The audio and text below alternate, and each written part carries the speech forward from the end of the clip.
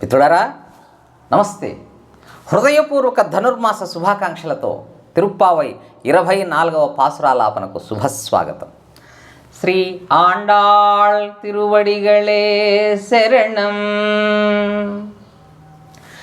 அன்று இவ்வுலகம் அளந்தாய் அடிபோத்தி சென்றங்குத்தென்னிலங்கை செத்தாய் திரள் போத்தி பொன்றச்சகடமுதைத்தாய் புகழ் போத்தி கன்று குணிலாவெறிந்தாய் கடல் போத்தி குன்று குடையாவெடுத்தாய்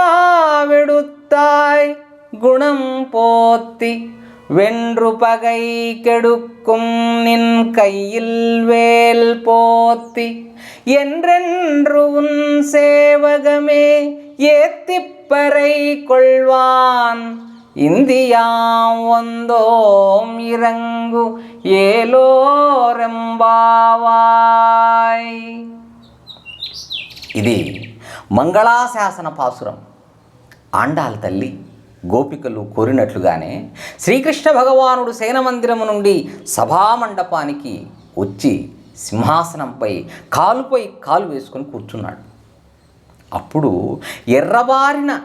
ఎర్రబారి కందినటువంటి అతని పాదాలను చూచిన గోపికల హృదయం కలత చెంది ఆ స్వామికి క్షేమము శుభము కలగాలని మంగళాశాసనాన్ని ఆలపించారు. అమంగళములు తొలగి మంగళములు కలగాలని కోరటమే మంగళాశాసనం. సాధారణంగా జ్ఞానదశలో ఉండే భక్తులు ఆ భగవంతుని తమను ఎల్లవేళలా రక్షించమని కోరతారు. కానీ ప్రేమదశలో ఉన్న గోపికల వంటి భక్తులు ఆ పరమాత్మునికి మనమే రక్షకులమని భావిస్తారు.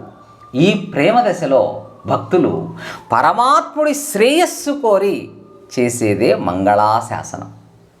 ఆండాళ్ తండ్రి శ్రీ విష్ణుచిత్తుడు పాండ్యరాజు ఆస్థానంలో శ్రీమన్నారాయణుడి ఆధిపత్యం నిరూపించాక ఆ పాండ్యరాజు ఈ ఆళ్వారును ఏనుగుపై కూర్చోబెట్టి ఆ పట్టణమంతా ఊరేగించాడు.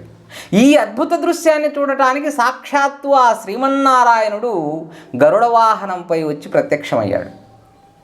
అది చూసిన శ్రీ విష్ణుచిత్తుడు వైకుంఠములో విలాసంగా ఉండే భగవంతుడు అయ్యో ఈ సంసారంలోకి దిగి వచ్చాడే అని భయపడి పల్లాండు పల్లాండు పల్లాయిరత్తాండు పలకోడి నూరాయిరం అంటూ ఆ భగవంతుణ్ణి వర్ధిల్లమంటూ తిరుప్పల్లాండు పాసురాలతో మంగళాశాసనం చేశాడు.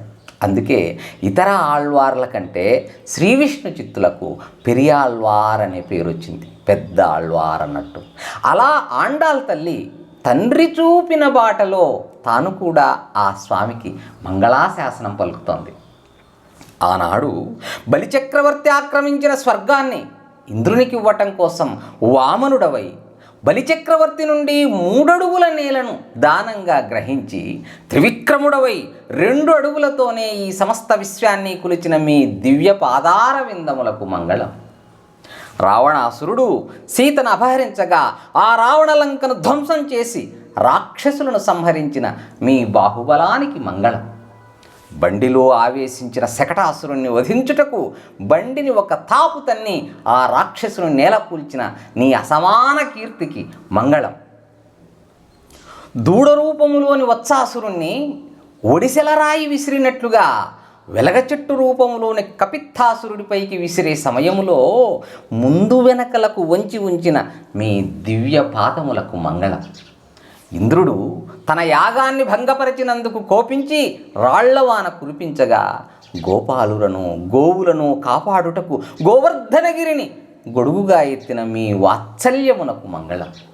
శత్రువులను సమూలంగా నశింపజేసి విజయాన్ని తెచ్చిపెట్టే నీ చేతిలోని వేలాయుధమునకు అంటే బల్లెమునకు మంగళం. ఈ విధంగా నీ పలు వీరచరితములను నోరారా స్తుతించి మా నోముకు కావలసిన పర అనే వాద్య విశేషమును గైకొనుటకు ఈనాడు నీ సన్నిధికి వచ్చి ఉన్నాము, మమ్ము కృపతో అనుగ్రహించమని ఆండాళ్ తల్లి గోపికలతో కలిసి ఆ శ్రీకృష్ణ పరమాత్మను ప్రార్థిస్తోంది. ఈ పాసురంలో బలి అనగా అహంకారం. ఆ అహంకారం తొలగించేది శ్రీపాదరేణువే. ఆ త్రివిక్రముడు వామనావతారంలో త్రివిక్రముడై ఆ బలిచక్రవర్తి తలపై పాదముంచి బలి అహంకారాన్ని తొలగించినట్లుగా అహంకారాన్ని తొలగించేది ఆ శ్రీపాదరేణువు. లంకను ధ్వంసం చేయడం అంటే అహంకారానికి పుట్టిల్లైన ప్రకృతిని, అంటే మనసును పాలించే రాజస ప్రవృత్తిని చంపి సాత్విక ప్రవృత్తిని నెలకొల్పటం. శకటాసుర వధ అంటే అవిద్యా సంబంధము చేయగలిగిన కర్మను నశింపజేయటం. ఈ కర్మ కూడా భగవత్ పాద స్పర్శ వల్లనే తొలగిపోతుంది. అహంకారము కర్మ నశించిన రుచి వాసనలు వదలవు. వత్సాసురుడు రుచి, కపిత్తాసురుడు వాసన. వత్సాసురునితో కపిత్తాసురుని సంహరించటము అంటే మొదట రుచిని, తర్వాత వాసనను నశింపజేయటం. అలాగే గోవర్ధనగిరిని ఎత్తటం. గోవు అనగా వాక్కు, వర్ధనం అనగా పెంచుట. వాక్కునకు అర్థమును పరమాత్మ వరకు తెలుపుటయే గోవర్ధనగిరిని ఎత్తటం.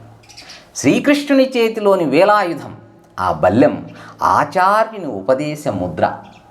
సర్వము పరమాత్మాత్మకమని బోధించటయే ఆ ముద్రకు అర్థం. ఈ పాసురంలో 6 మార్లు పోత్తి అని చెప్పడం అంటే కామక్రోధ లోభ మోహ మదమాశ్చర్యాలని అరిషడ్వర్గాలను నిర్మూలించటం. శ్రీ ఆండాళ్ తిరువడిగళే శరణం. మిత్రులారా, ధన్యవాదాలు. 25వ పాసురాపణతో మళ్ళీ కలుద్దాం. శుభం భూయాత్. హరి ఓం తత్సత్.